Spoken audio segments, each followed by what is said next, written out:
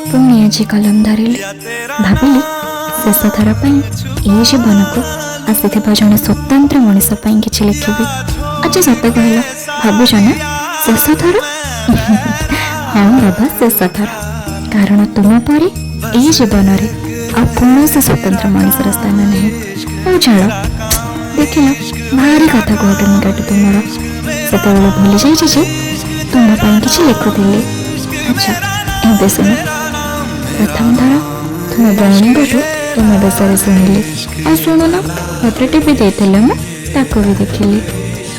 प्रथम थर तुमको देखु देखु स्वप्नर पुष्प सजाई सारी जीवन बिछण आ लाजी लाजी भाभी सारी एथर आउ खाली पड़ोनी ए मनर अगड़ तापर किसी प्रयास तुम आड़ू कि प्रयास मो आड़ू आरंभ होता आम भितर आलाप कि तुम कहूल कि मु कहूली आगे चली आम गप।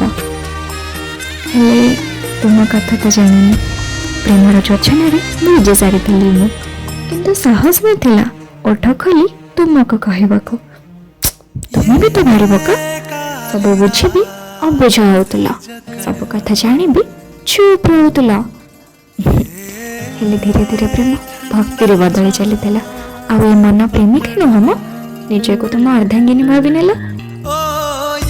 तुमको देखिले लगे तुम कृष्ण आ मीरा हेले तुम मो मिलन कौन संभव प्रेम माने पा अधूरा।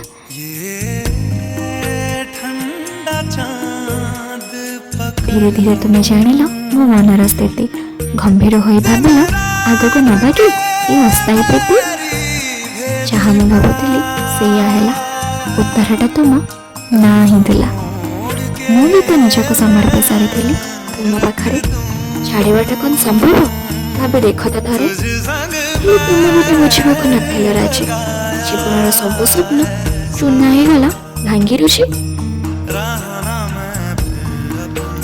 भाभी ये देवी सब चेष्टा को विराम तुम स्मृति काटिदेवी मो ये जन्म हेले बोधे प्रकृति चाहूला तुम मो मिलन किए बा बदल पार ये कपाल लिखन ये प्रेम नुह संजोग जाणिकली से दिन तुम ठार हाँ आंटी शुणी जो दिन ये जोड़ी साधारण नुह ना ये तो भगवान का बंधन।